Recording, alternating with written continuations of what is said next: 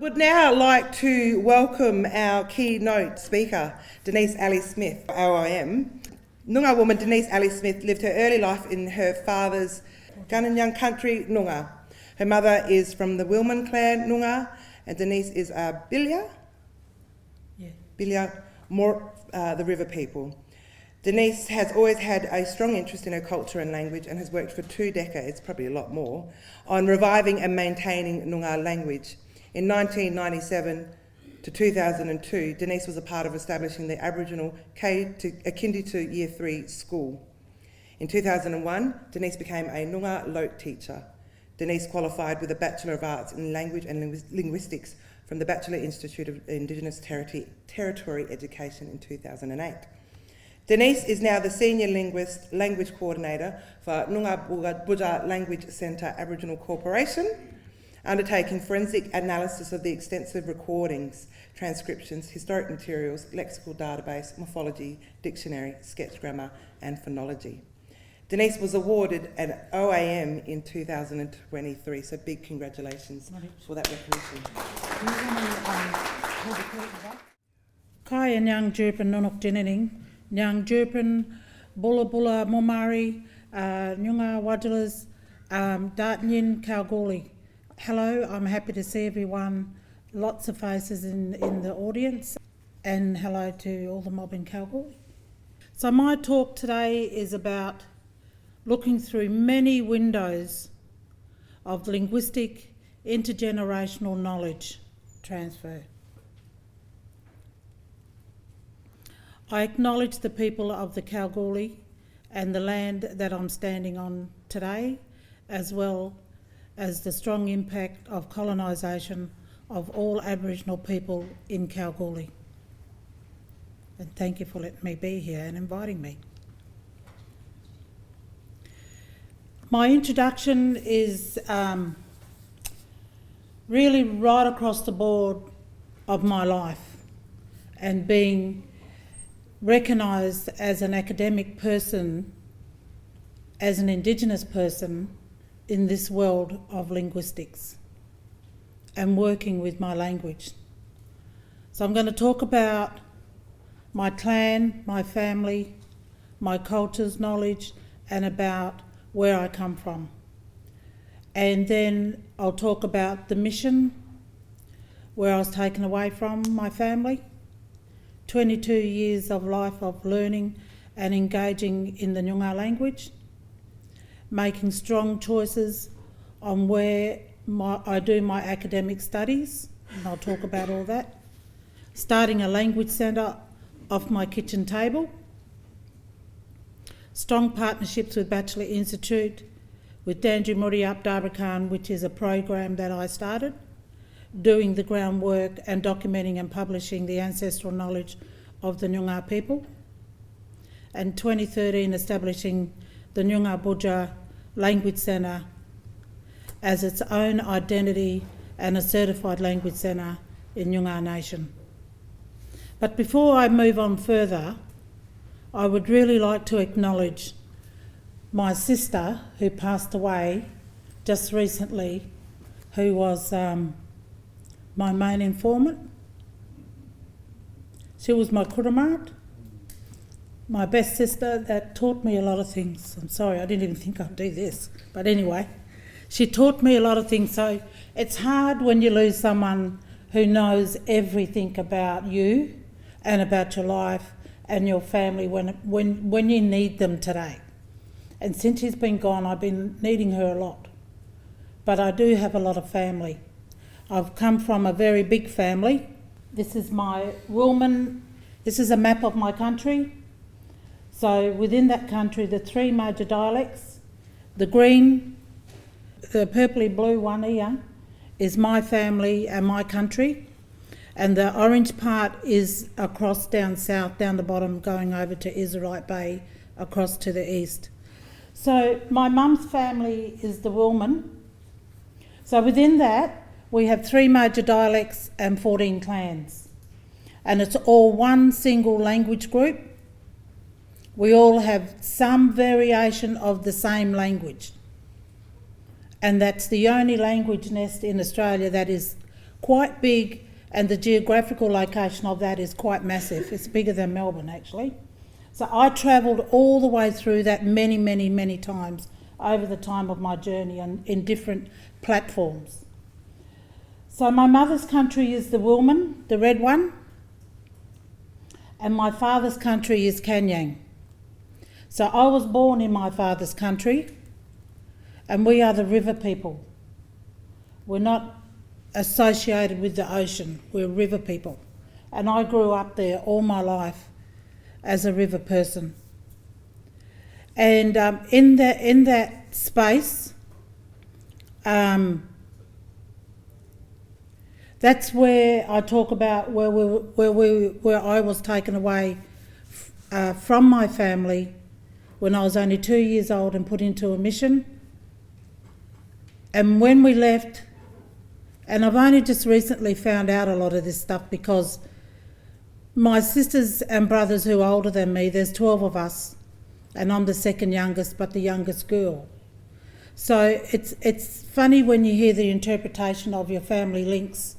What do they want to tell you and how do they tell you? So since my sister's passing, we've been going back more to where we come from in Boyup Brook. I was born in Kojonup, but Boyup Brook is where my grandparents mainly stayed and my family stayed. So just recently I found out when they took me from my family, my mum and dad, and that was most of my siblings that went. I was only 2 years old, and we went in and out of the mission, and they took me from a tent. We lived in tents, 2 tents before they took us away from the mission, to the mission. So Mum said to my older sisters, you go with the younger ones and look after them. So they all came, mainly all of us went. And the 2 older sisters didn't come because they were ready to move away and do their own things and get married and that, you know. Then when we came back from the mission, we came back and we had a mission house, which was on the skirts of Boyup Brook, and it was an old tin house. One of them is heritage now, down in Harvey. Some mob live in them, still live in theirs. But that's all taken down now. But my mother and father, my father was a very good worker. He was one of the best shearers down south, shearing sheep. And my mother couldn't read or write, she was quite literate. So my older siblings became the major resources to white people about, you know, what's going on in our lives. So my older sister became, you know, one of the main people that they talk about what went on in our mission camp at where we lived. And then they decided to take us away. But that's okay. I came back. I never really left my family. When I come back, we come back to a house. Never came back to the tents. And I started to see with my family that they had it really, really, really, really hard. They had a very hard life. To my life compared to my sisters and brothers, I'm quite privileged. I'm living in a Western world and I'm living in a really nice house. I have made my choices where I want to go. But they always guide me, they always tell me. I always get growled when I move away and do things. They always try to put me back on track. Because my mother always said, don't go up north, don't go anywhere up north because they're different, Denise. They're different mob, they're different, they speak different. My mother warned me about all these things, but I was a wanderer. I was a person who moved and wandered away a lot. So I become now like a historian for my family. I become the keeper and the historian for my family. And they give me so much respect into that. So that's where I come from and my childhood of being down there. I was state ward till I was 18, so I was under the government protection till I was 18. So if I wanted to go anywhere, I had to go and ask the protection people, the welfare, to sign the papers and give me permission to go. If I wanted to go and live with my brother or someone else who wanted to care for me, I had to go and get permission. That behaviour is happening right now in my life with my grandkids. But that wasn't because of my family being a bad person, it was because of drugs. Drugs of today that are playing a very important part of this same behaviour, colonisation, killing our mob. So that's what I fight for today also. But I make sure the children will not leave us. They'll have some kind of upbringing like I did. So my life wasn't a middle class person. My life was just a basic, grounded person immersed in my community, in my family's life. My older sisters have taught me how to live my life for my next generation and teach them. My younger generation goes, Auntie Denise, you're too bossy. It's not being bossy, it's teaching them the right way what to do. But I was one of the families that travelled away. I'm the first one in my family to go and study at a university when my sister was looking after me. She made sure I had birthday parties, I had Christmas parties, and I had an education. She made me go to school and give me this education. And when I was in school, I was told I was black. You're going to be nothing, Denise, because we were different. But I was the best athletic. I could run. I lived near the river. My mother taught me everything about the danger parts of the river, which I nearly drowned in.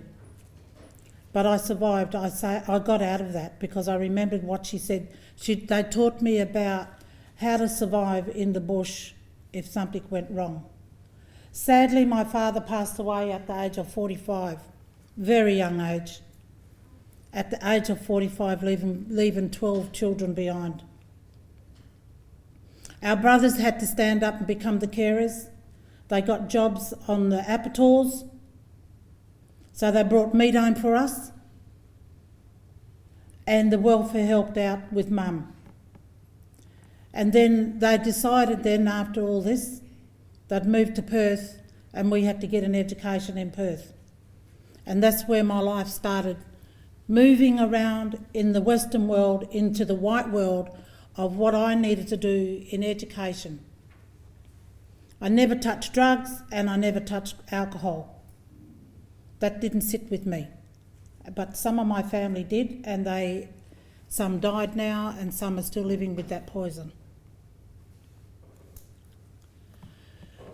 The timeline of engaging into Noongar language, my bloodline. I'm a young speaker of my language. I don't call myself an elder because I have older siblings who are elders. And I acknowledge that. But I'm still a young speaker of my language. I'm still a young speaker of learning my language. I'm the third generation of the kinship structure of my mother and father, was one of the main informants documenting the traditional language. So my great-grandmother was one of the main speakers of my language, and I'm talking about her in a minute. My grandmother, my Granny Eddie, contributed to the Noongar language and wrote 150 words from Kojonup, where I was born, but there was a little hill and she sat on that hill and that's where they did the recording.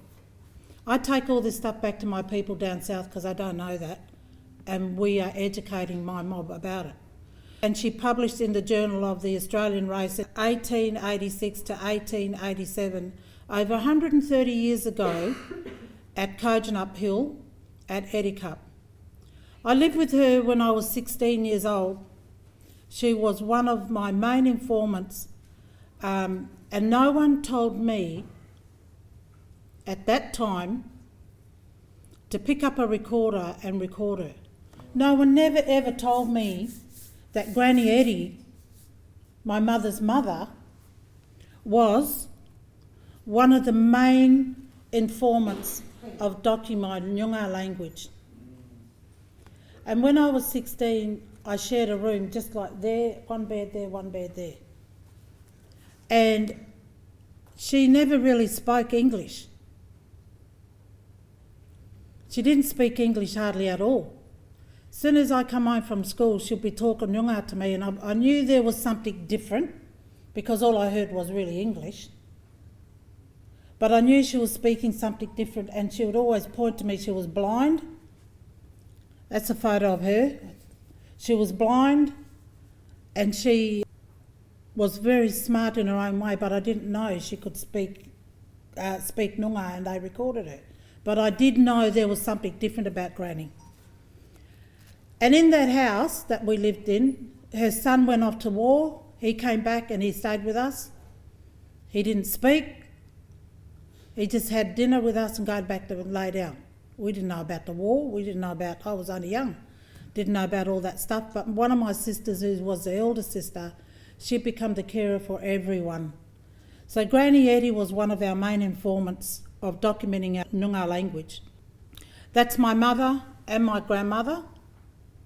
Mum couldn't really read and write. She hardly spoke English too. So she was quite immersed with Granny, and she understood what Granny was talking about. A lot of sign language.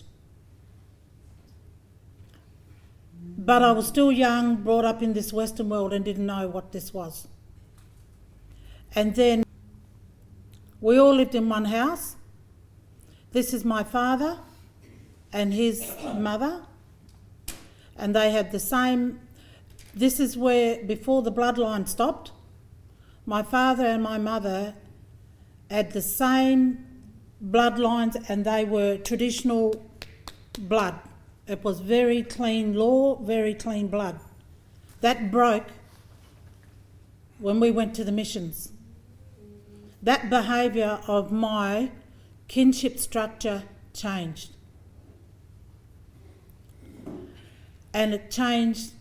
Granny Smith, she was a very strong woman who travelled through the country and showed a lot of survey people around the country where, I don't know if you know of Edgington Warburtons, showed them. She was one of the surveys for them. They go back to Lady Di Spencer's connections. That's how far on that side of the line we go back. But we don't talk about all that because in Bridgetown, when they were clearing their land, they murdered and killed a lot of people of my mob. So this is my mother and father. My mother was always around us. She never really left us. And she was very strong in her way of how she stayed with the family. She had a very hard life, 12 children. You know, that's the way of how life was back in those days, big families. Very hard life they had too. So Granny Eddie, she did the traditional Noongar language, which was quite clean data. So when I'm looking for historical work, I look for very clean data that's really not contaminated, which is very good evidence to say that our language was always there and it never died. So Granny Eddie wrote the word list, and I'm the third generation, and normally in around the third generation, we start to come back and start documenting our language or looking at our language, or something happens with that language. And then as an Indigenous linguist, we analyse her work. So I go back to our people and talk about that, about the word list and how the dialects have changed. How different is our words from another dialect that's not too far from us. So we look at the dialect differences in that. And that's a bit of the word list that she did. So 137 years ago she did that. So really that's amazing journey that I was so close to Granny but was never ever told what she did. And now I'm in that space and analysing her work.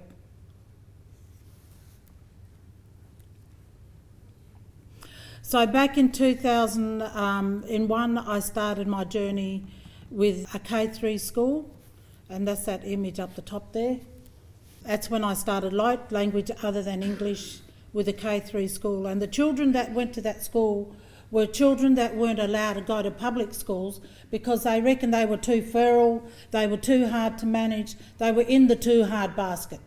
Yeah? And that was at a place called Sister Kate's. Sister Kate's was a place where light-skinned children were taken and put into. So I was lucky that I could take my Noongar language in there and start this K3 school. Now these children are up in age now, and my main thing there was really getting the children and bringing the parents into the school and immersing them into school, because a lot of their families were on drugs, a lot of them were in jail, but we wanted to show them that this is a school that you own. It's for you and your people. It's for our mob. Sister Kate's was a place where you took people away and you put them in there. It was run by United Church. So that was a different thing, you know. So, and they're making strong choices about what do I do and where do I go and study to move on with my Noongar language. So I chose to go to become a linguist because I didn't want to work in the education department and be restricted with myself and what I do, because teachers don't get out and go to communities and get out and get your hands dirty out in the real world, out in the bush and whatever. So I became, I started off my kitchen table and I decided to go to Bachelor Institute in the Northern Territory and do my, I did my Diploma of Linguistics, Advanced Diploma of Linguistics and my Bachelor of Arts with Linguistics.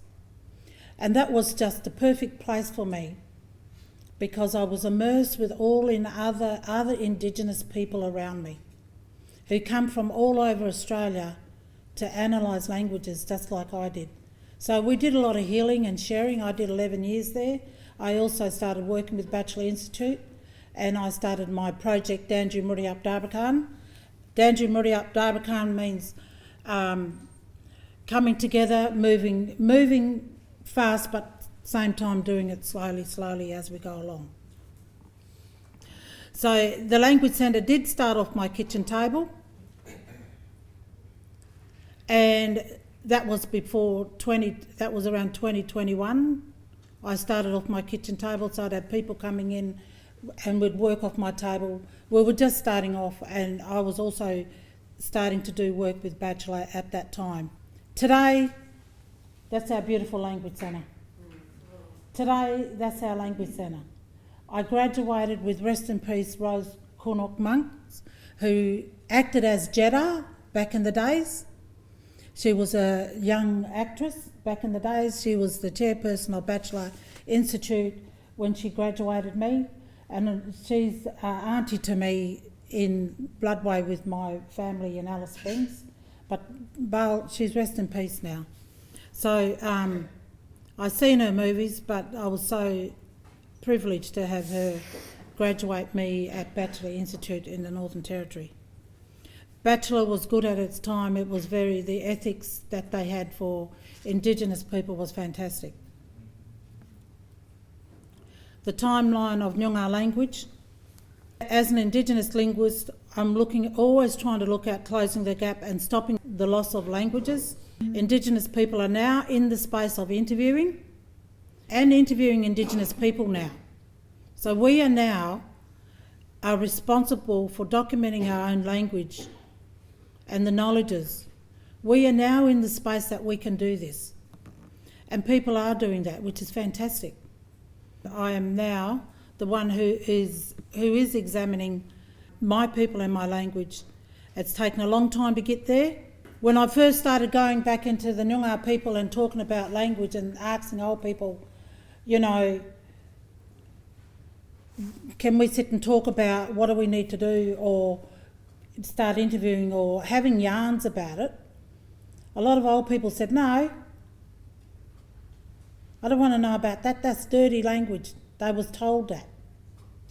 They was told that it was dirty. They got flogged because they couldn't speak their language. So they didn't want to have nothing to do with me about Noongar language.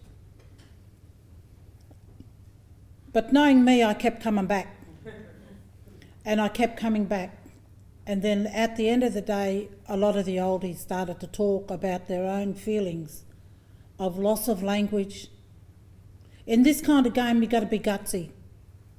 You've got to be quite strong in what you want to do. You've got to be gutsy because you're talking about a lot of damage. The egg has been broken and cracked. It's very hard as an Indigenous person coming into this world of trying to save the loss and rebuild the foundation of languages. So I sit in the Western world, I sit in the Indigenous world. I need to close the gap in the middle. So the three layers I sit in my own interpretation of how do I go and work with my people in my country. Closing the gap in my own Indigenous interpretation of how do I do that. But I also sit in a Western world, and I know that that's really hard. I've been invited to go up to Port Keats to what I went out bush, and it took 5 years to organise a field trip out there and document the language down at Keynote. And I was the first black woman, and I took one of my blood relations, cousins, with me to do the men's ceremony stuff because no black fellas have been in Keynote at all. And it was really hard as an Indigenous person going in there because I was more Western world.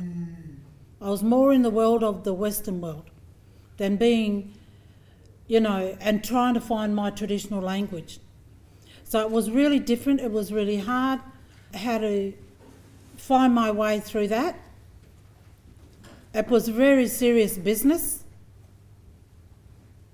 Learning that the Indigenous way of documenting language of sacred sites and places that have never been really documented and are on the last leg of speakers. So coming from an Indigenous point of view, going into that environment with serious business, I've never ever been in that world, but I learnt a lot. I had a lot of respect.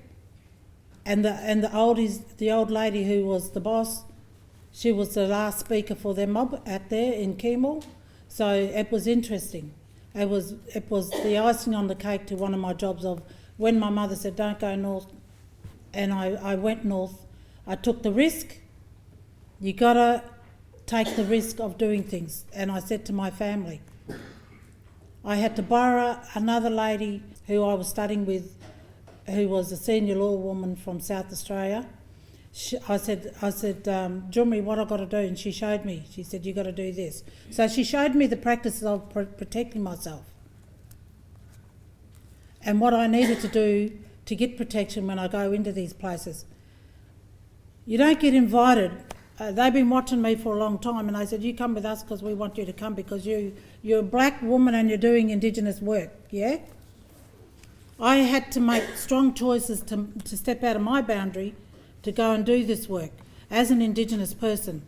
If anything happened to me out there, she said I would have to kill my daughter right now. So that was the law. That's the way it was. And I had to accept that. That's just the way it was. On the project we've got the project activity professional development. This is when we were with Bachelor. We've got four dialect groups there, 4 clan groups, creating their ancestral knowledge storybooks for the oldies. And this one here, over this side, my niece who did the one for my sister who passed. And this one in the middle here, her mother was the main informant for Buria, the boss for Perth area. Ian's from the Margaret River area. Charmaine and her mother, she's doing her father's story, but her mother gave her permission to do the story. And they're from around Pingelly area. And Karen's doing her one for her mother in Perth. And all them oldies are gone now, who they were doing the books for. They all passed away. So looking at closing the gap from the Indigenous space. So this is the layers of looking through my interpretation of law and culture, crossing the kinship structure that demonstrates the right protocols with the Indigenous knowledges and self-taught. So over in this corner here, we're at a mission that's down near Kadanning, Wajan, the Carolup mission, and Uncle Jack was talking to us about how the old people that actually came from out of Noongar country to that mission, and they'd go across a bridge there, and they'd go and hide in the bush and they'd sing songs and practice their law and culture. And they would sing and they would hide it, and they'd do it at a certain time when they would practice their law and culture and language. Down here, Uncle Jack, I'm at the Stirling Ranges, and I'm talking to Uncle Jack and interviewing Jack about Bullamia, the place of many eyes, and that's his sister Auntie Avril. And over here at the Ochre Pits down near Hopetown, Lynette and Gail and Harrison, they still work with me, and it's been over 20 years and we're still working together. Lynette's getting quite old and she's the last speaker from down that way that really understands the language and traditional knowledges. And that's the Ochre Pits. So over there we have Uncle Jack again, and the marmon in the middle, Buria, the senior man, he's from way up the top of near Port Keats, Keemul. And Uncle Jack's from way down the bottom. You can't see that map down the bottom. So you've got one old man from the top and one from the bottom. So when I talk about kin, they shared the same totem. So they become brothers. So they could walk through the country and share their own knowledge and share stories about their own life. So we had to sort all that out before they came together and met each other to talk about cultural exchanges down here in my country. So this is the Language Centre. This is where we are today and the staff that we have and projects that we've done. We're doing a prison project, incarceration project, 5 prisons over Perth. And the young ladies sitting here, they do a lot of that. We do the translations. Translations is a big stress on language centres because they're closing the gap now, everyone wants translations done or something in language. But we still do it. And then we do a massive project with CSIRO. And we've done a lot of work with Cape Arid and also with the Fitzgerald National Park down there. I also sit on the International Decade of Endangered Languages and worked also with Sports and Rec and looking at endangered languages around the world with the United Nations. That's put a lot of pressure on the federal government and Australia itself. Linguistic principles, always looking for clean data. What do we analyse? What are we creating and supporting all the linguistic data? So this collection where I'm sitting at the museum, UWA, and we looked at the Marchant collection. Mr. Marchant, who passed, and he was working with a Frenchman. They were creating a dictionary of Noongar. So when Mr. Marchant died, UWA went in and bought all the collection off his wife, and I've met her several times, and she gave us permission to go in and get the data. But what happened was that dictionary analysis wasn't there. So I had to dig around more. I found that the Frenchman took the collection back to his house in Fremantle. So old Miss Marchant gave me the information, so I went and knocked on the door and I spoke to the son, and I got there a couple of months late, or maybe a year late. He died. And of course, they chucked all of our information out in the rubbish. So he didn't know that was very important stuff, and it was boxes of stuff. And she said that he took that. So that was the end of that story. But we are getting in contact. I've got an interpreter now a French interpreter who is actually going back and finding that collection in France. And apparently I found out it's under the sovereign rights of France, not Noongar. So there's a lot of work we need to do, but that's okay. We've got time. We can still move along. And then down the bottom here, we've got Norman Tyndale and a pastor who's interviewing Murray Newman. And Murray Newman is down from Esperance and born at Thomas River. And the Thomas River area is the home of the octopus people. So the octopus dreaming is down there where old boy's talking. And I had the privilege to do the repatriation and give everything, the photos, the audios and all the recordings back to his granddaughter, and then not long after she passed away. So the family have that now, which is fantastic because they didn't have anything. They never heard what his voice was like, you know? So that's giving the repatriation back to the people. So we look at the phonology, the traditional phonology. Elders have asked what was the traditional language like. Not the contemporary language, the new language of today.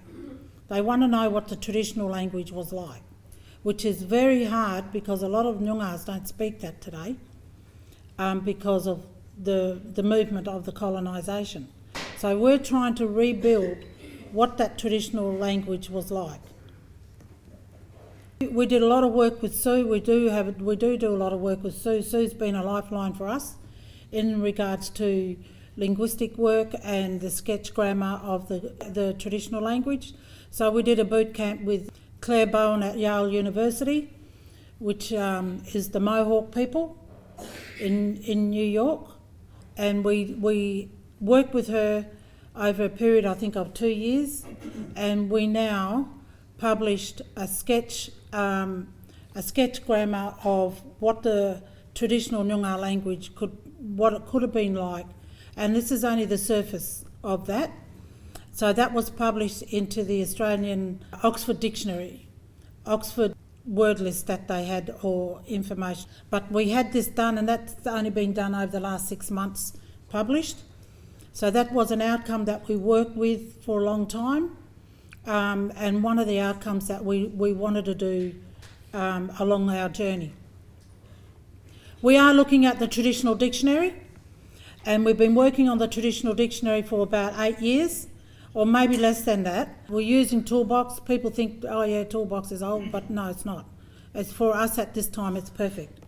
And out of that Toolbox, we'll have all the 3 major dialect dictionaries. We'll have a cyclopedia, we'll have a thesaurus, and every clan in Noongar Nation will have a traditional dictionary in their own rights for their people. Takes a long time to make a dictionary. So this is what we have. We have the old language versus the way they talk language today. So the lexeme is today's language, and the alternative one is the old language, and then it talks about the parts of speech, the glossing and all that, and who was the informant and the stories to that. So looking at the Noongar plants and animals for the Cyclopedia with Kay Parrott, with Lynette Gale and Vanessa, and Natalie Raisbeck-Brown from CSIRO.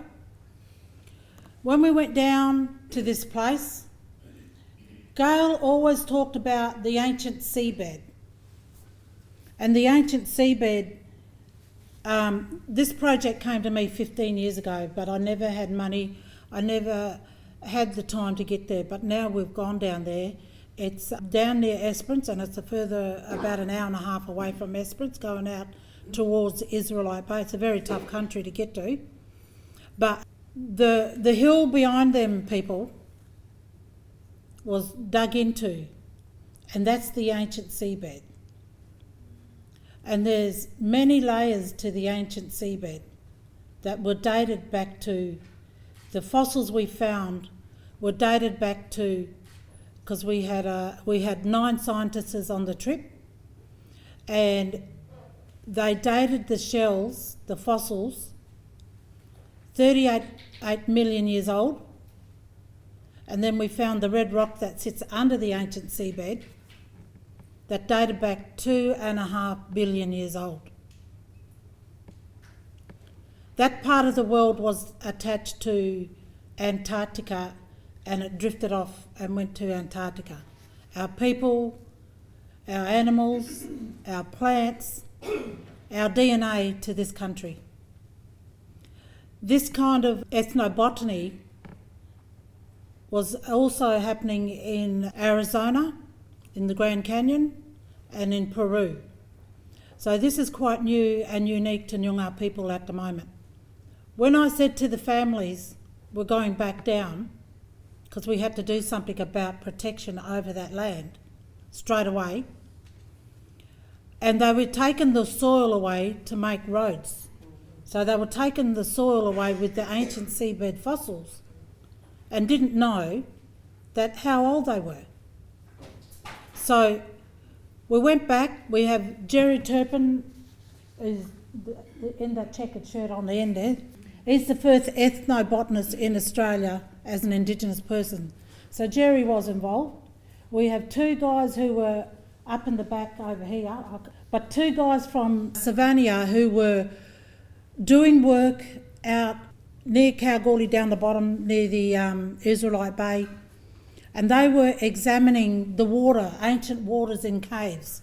So as soon as they found out that we found the ancient seabed, because they had a satellite that came down and they knew something from the country was different.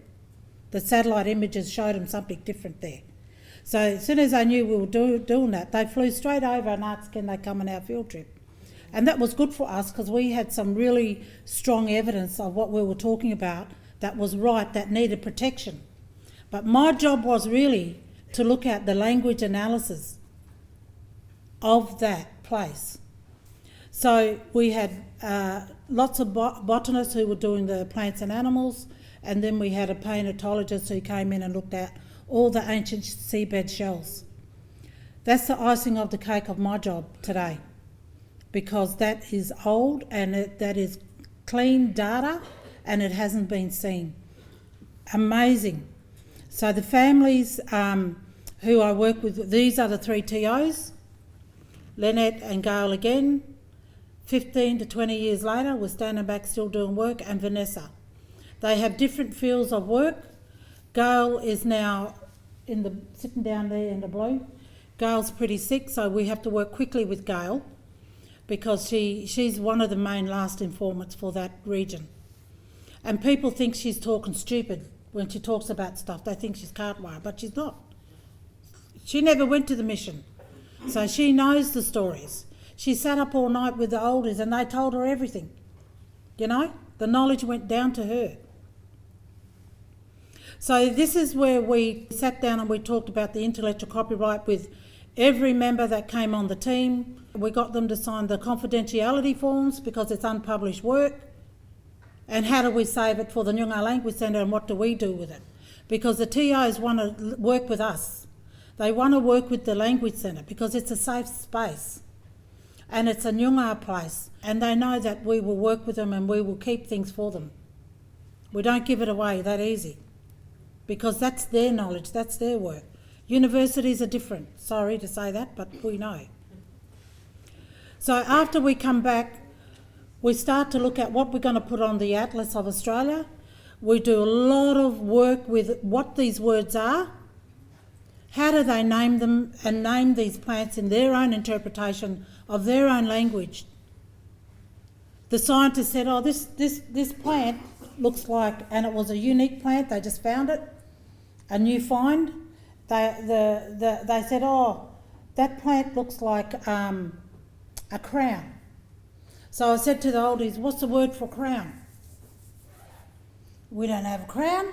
They said, only that queen got the crown, we got no crown. And I said, well, what does it look like? They said, it looks like the sun. It's represented the sun. I said, well, we'll name it that then. What do you want to name it? They said, no, we've got to put where we found that plant first. So they found the plant on a place called Wajara, which is the glass mountain, and it was on top of the hill. So they called it Wajara, Nunk, the sun, and they said, we've got to put the woman's York. It's a woman's plant. they put the female gender with it. So Wajarap, Nunk, York. So we were changing scientists' interpretation of the Western world out the door and bringing in our own language. And they started to say, oh, what this Denise is doing. But that's how we had to bring our language back for today.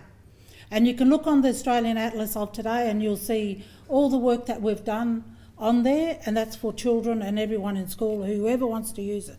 The Indigenous knowledges is there.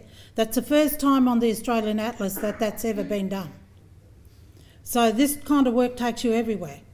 These are all the things what we've done and where we've been to. We've been doing presentations everywhere around the world and looking at all that. This is the International Decade of Endangered Languages, languages around the world, and we're now talking to Google Earth to say, let's have a look at this map and let's start putting Noongar. We don't have one little dot, we've got lots of dots now. So we need to start talking to Google Earth about putting our Noongar country back on this space to say, you know, yes, we were severely endangered, but now we have revived it and we've published in every clan, there's got to be more dots there now. So that's what we're actually working towards. So I'm getting to my conclusions.